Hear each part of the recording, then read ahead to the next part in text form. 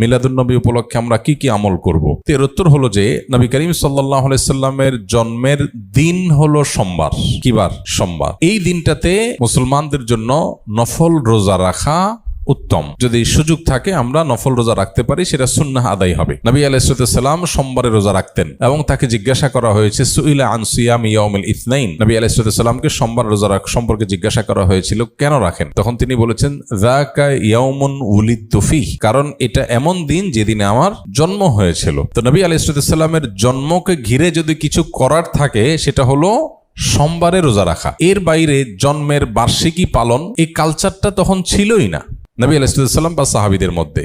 এখন যেরকম আমরা জন্ম দিবস বছরে একবার পালন করি, নবী করিম সাল্লাল্লাহু আলাইহি সাল্লামের জন্মের দিন যদি পালন করতে আপনার মনে চায়, সেটা বছরে একদিন না, সেটা প্রত্যেক সপ্তাহে একদিন। কিবারে? সোমবারে। এটা বিশুদ্ধ হাদিস দ্বারা প্রমাণিত। এর বাইরে যদি আপনি বলেন না আমি বার্ষিকী পালন করব, তাহলে এই জন্মের বার্ষিকী পালন করার এই কৃষ্টি, এই কালচার এসেছে প্রকৃতি পূজারীদের মধ্য থেকে। একসময় খ্রিস্টান ধর্মের মানুষেরাও এটার তীব্র সমালোচনা এবং বিরোধিতা করত, নিষিদ্ধ ছিল। পরবর্তীতে খ্রিস্টানরা তাদের নবী ঈসা আলাইহিস সালামের জন্ম দিবস পালন করা শুরু করেছে। তারা যখন শুরু করেছে, এখন এক শ্রেণী মুসলমানরা মনে করা শুরু করলো যে তারা যখন তাদের নবীরটা পালন করে, তাহলে আমরা কেন আমাদের নবীরটা পালন করব না? ভালো নিয়তেই তাদের অনুসরণ করার চিন্তা শুরু করেছে। অথচ নবী সাল্লাল্লাহু আলাইহি ওয়াসাল্লাম বলেছেন একটা সময় আসবে তোমরা মুসলমানরা তারা তাদের অনুসরণ করবে, এক বিগত গেলে তোমরা এক বিগত যাবে, এক হাত গেলে তোমরাও এক হাত যাবে। তারা গর্তে গিয়ে ঢুকলে গুইসাপের তোমরাও সেখানে গিয়ে ঢুকবে। তখন নবী আলাইহিস সালামকে সাহাবী জিজ্ঞাসা করেন কাদের কথা বলছেন? ইহুদি খ্রিস্টানদের কথা? তখন নবী আলাইহিস সালাম বলেছেন তারা ছাড়া আর কাদের কথা বলবো? তাদের কথাই বলেছি। অর্থাৎ তারা যা করে আমরা তা করবো। এখন ওরা ওদের নবীর জন্মদিবস উদযাপনের নামে তারা ক্রিসমাস ডে পালন করে, যদিও সেদিন ঈসা আলাইহিস সালামের জন্ম হয়েছে কিনা সেটা আর এক ঐতিহাসিক বিতর্কের বিষয়। কিন্তু আমরা মুসলমানরা অনেকে মনে করি তাহলে আমরা আমাদের নবী মুহাম্মদ সাল্লাল্লাহু আলাইহি সাল্লামের জন্মদিবস অনুসরণ করব। আমাদের নবী মুহাম্মদ সাল্লাল্লাহু আলাইহি সাল্লামের জন্মের পর উনি দুনিয়াতে বেঁচে ছিলেন কত বছর? 63 বছর। ওনার মৃত্যুর পর সাহাবীরা প্রায় শতবর্ষের মতো, সর্বশেষ সাহাবী দুনিয়া থেকে যাওয়ার ইতিহাসটা প্রায় এক যুগ, শতবর্ষের মতো। এবং খোলাফায়ে রাশেদা তারপরে দুনিয়াতে বেঁচে ছিলেন কত বছর? 30 বছর। তাহলে শুধু খোলাফায়ে রাশেদের কথাই যদি বলি, নবী আলাইহিস সালামের 63 আর 4 খলিফার 30, তাহলে কত হয়? 93 বছর। ইসলামের স্বর্ণযুগে খোদ নবী সাল্লাল্লাহু আলাইহি সাল্লাম এবং 4 খলিফার এই 93 বছরের একটা বছরও এমন পাওয়া যায় না যে বছরে একবার নবীজির জন্মদিবস তিনি নিজে অথবা তার কোন খলিফা, কোন সাহাবী পালন করেছেন। তো তাদের চাইতে কি আমরা তাকে বেশি ভালোবাসি? আল্লাহ কোরআনে যাদের প্রশংসা করেছেন তার নবীর অনুসারী হিসাবে, তো তিনি নিজে যেটা করেন নাই, তার খলিফারা যেটা করেন নাই, তার সাহাবীরা যেটা করেন নাই, এখন খ্রিস্টানদেরটা দেখে দেখে আমরা করব, এটা ইসলাম না, এটা ইসলামের নামে বিভ্রান্তি। আল্লাহ আমাদেরকে বোঝার তৌফিক দান করুন। ভাইরা, খুব বরকতময় একটা সময় আমরা কাটাচ্ছি। রবিউল আউয়াল মাস, এটা মিলাদুন নবীর মাস, সিরাতুন নবীর মাস, বিষ্ণু ইসলামের সিরাত আলোচনার মাস। পুরো মাস জুড়ে আমরা বিষ্ণু ইসলামের সিরা আল আতেরা, বরকতময় সিরাত নিয়ে, মিলাদ নিয়ে আমরা আলোচনা করে থাকি। তো আজকের এই সন্ধ্যায় আমি বিষ্ণু ইসলামের সিরাত থেকে ছোট্ট একটা টপিক নিয়ে অল্প কয়েক মিনিট কথা বলবো ইনশাআল্লাহ। আমাদের প্রিয় নবী বিশ্বনবী মুহাম্মদুর রাসূলুল্লাহ সাল্লাল্লাহু আলাইহি ওয়াসাল্লামের আচরণ কেমন ছিল? কেমন ছিল আমার প্রিয় নবীজির আচরণ? তিনি মানুষের সাথে কেমন আখলাকে, কেমন ব্যবহার তিনি করতেন, কেমন ডিলিংস করতেন, তার ইন্টারাকশন গুলো মানুষের সাথে কেমন ছিল, তার আচরণ কেমন ছিল, এই টপিকে আমরা কথা শুনবো। এজন্য আল্লাহ বলছেন ওয়া ইন্নাকা লাআলা খুলুকিন আযীম, নৈতিক চরিত্রের সর্বোচ্চ স্ট্যাটাস, সর্বোচ্চ মানে আপনি নবী হয়ে প্রতিষ্ঠিত। এবং তিনি বলতেন ওয়া ইন্নামা বুইসতু লিউতাম্মিমা মাকারিমাল আখলাক, আমি উত্তম আচরণের পূর্ণতা দান করার জন্য এই পৃথিবীতে এসেছি। উত্তম চরিত্রের পূর্ণতা দিতে, চারিত্রিক পূর্ণতা দিতে, বিশ্ববাসীকে উত্তম চরিত্র শিখাবার জন্য এই পৃথিবীতে এসেছি। বিষ্ণু ইসলামের চরিত্রের চাইতে সুন্দর চরিত্র এই পৃথিবীতে কারো কি হতে পারে? আমরা তো আমাদের নেতাদের চরিত্রের ব্যাপারে বলি আমার নেতার চরিত্র ফুলের মতো। আসলে কোথায় কি বলতে হবে এই সেন্সটাই আমাদের নাই। আল্লাহু আকবার। বিষ্ণু ইসলামের চরিত্রের ব্যাপারে স্বয়ং আল্লাহ তাআলা সার্টিফাই করেছেন। এবং আম্মা জান আয়েশা রাদিয়াল্লাহু তাআলা আনহাকে যখন জিজ্ঞেস করা হতো যে হে আম্মা, আপনি বলেন তো আমাদের নবীজির চরিত্র কেমন ছিল, কাইফা কানা খুলুকু রাসূলিল্লাহ, কেমন ছিল নবীর চরিত্র, সাহাবারা বড্ড আগ্রহ নিয়ে জিজ্ঞেস করতেন। তো আম্মা জান আয়েশা বলেছেন কানা খুলুকুহু আল কোরআন, বিষ্ণু ইসলামের চরিত্র ছিল কোরআনী চরিত্র। কোরআনে যা করতে বলা হয়েছে, যা করতে বারণ করা হয়েছে, তা প্র্যাকটিক্যালি বিশ্বনবীর জীবনে সেটা করে দেখানো হয়েছে। এবং তিনি বলতেন عندما رسول الله صلى الله عليه وسلم يمشي على الأرض كأن القرآن يمشي عليه, বিষ্ণু ইসলাম যখন রাস্তা দিয়ে হেঁটে যেতেন as if a living Quran is walking on the street, মনে হতো একটা জীবন্ত কোরআন রাস্তা দিয়ে হেঁটে যাচ্ছে। এত সুন্দর ছিল বিষ্ণু ইসলামের চরিত্র।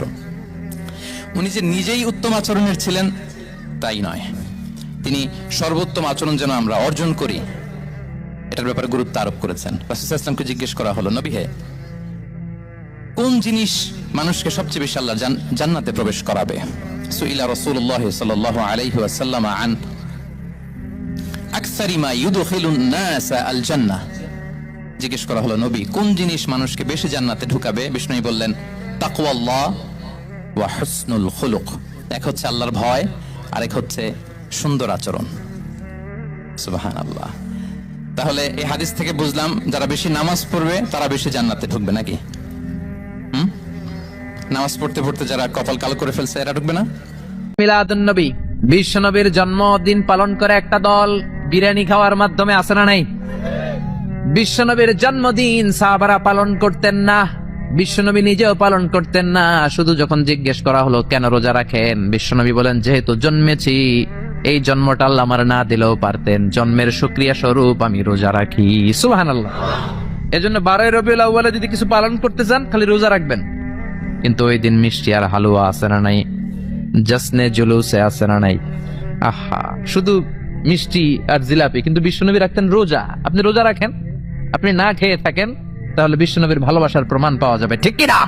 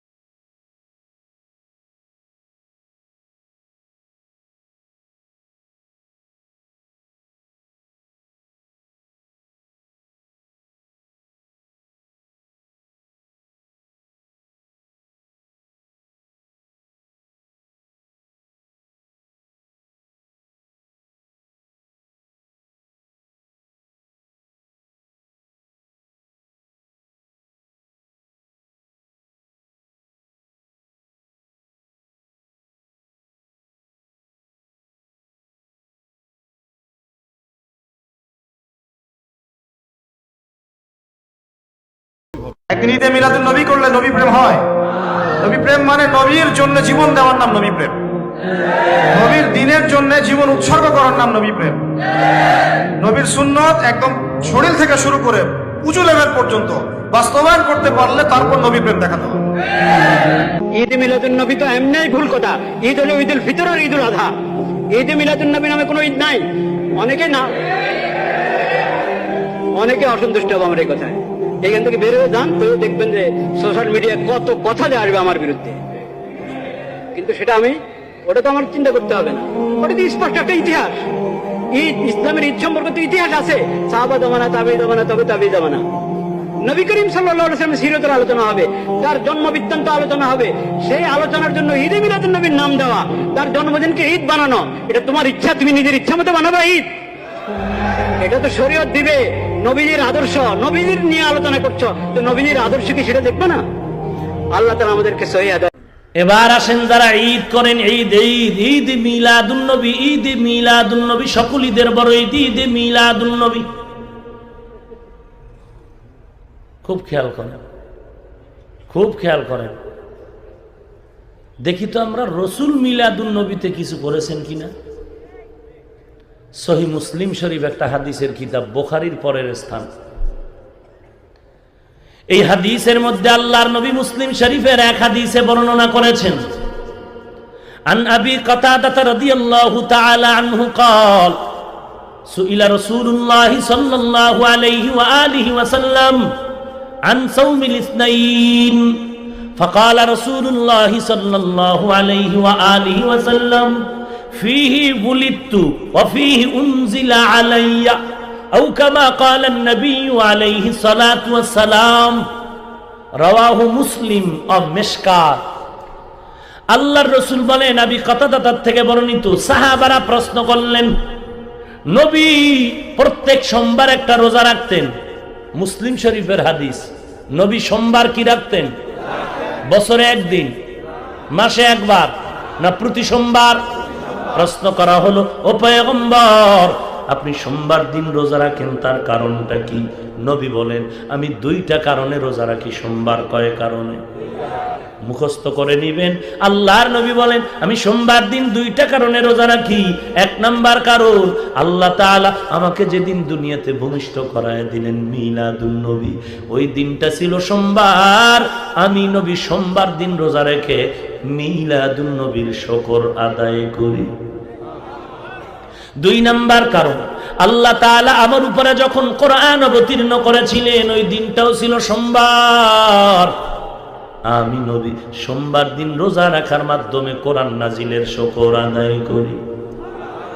এবার একটা মাসআলা আমাকে বলবেন, ঈদের দিন রোজা রাখা হালাল? সবাই একমত?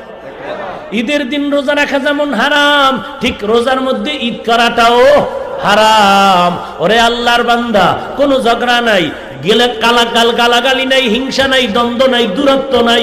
আশিকে রাসূল ভাই, তুমিও যে আল্লাহ মানো, আমিও সে আল্লাহর গোলাম। তুমিও যেই নবীর উম্মত, আমিও সেই নবীর উম্মত। সাহাবাদের মাঝেও মাসআলা নিয়ে বিতর্ক ছিল, রাসূলের স্ত্রীদের মাঝেও বিতর্ক, তাবেঈনদের মাঝেও বিতর্ক, সব জায়গায় বিতর্ক। তবে আমগো বর্তমানের বিতর্কের মাঝে হিংসা আর গালাগালি তখন ছিল না, আর কোনো মাইকিনও ছিল না। কিন্তু হিংসা কেন আসলো? তর্ক হতেই পারে মাসআলা নিয়ে, কিন্তু এটা মাইকে মানুষ কেন জানবে?